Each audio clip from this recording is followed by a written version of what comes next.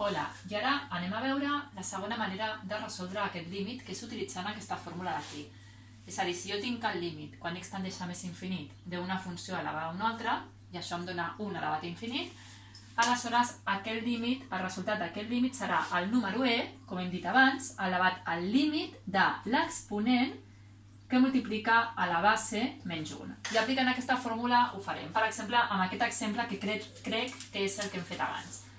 Està clar que aquest límit em dona 1 elevat a infinit, perquè la base, el numerador i el denominador tenen el mateix grau, i per tant això tendeix a 1, perquè els coeficients de grau més gran és 1 entre 1, i això tendeix a infinit, i per tant tenim 1 elevat a infinit.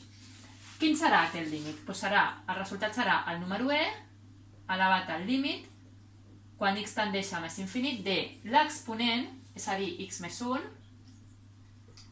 que multiplica a la base menys 1. I per tant, el que es tracta és de fer aquest límit aquí i el resultat serà el número e elevat a aquest límit. Anem a fer aquest límit aquí a baix. Límit, quan x tendeix a més infinit, de x més 1 per la base menys 1. Llavors fem aquestes operacions. Límit, quan x tendeix a més infinit, de x més 1 per mínim comú múltiple x menys 2, i aquí serà x més 3 menys, recordeu que el negatiu canvia de signe, per tant menys x més 2,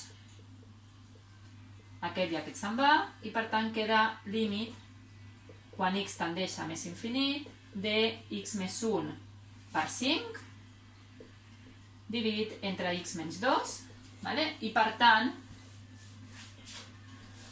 límit quan x tendeix a més infinit de 5x més 5 dividit entre x menys 2, i aquest límit, com tenen el mateix grau, us queda el coeficient de grau més gran, és a dir, 5 entre 1, 5. I per tant, aquest límit d'aquí és el número e elevat a 5, com hem vist en l'anterior vídeo. Per tant, per fer aquest tipus de límits, utilitzeu la fórmula d'abans o bé utilitzeu aquesta fórmula d'aquí. Són les dues maneres que hi ha de fer-ho. A classe ja veurem, perquè això sí que ho hem de fer més detalladament, perquè 1 dividit entre una funció elevat a una funció tendia al número e i llavors veurem el perquè d'aquesta fórmula.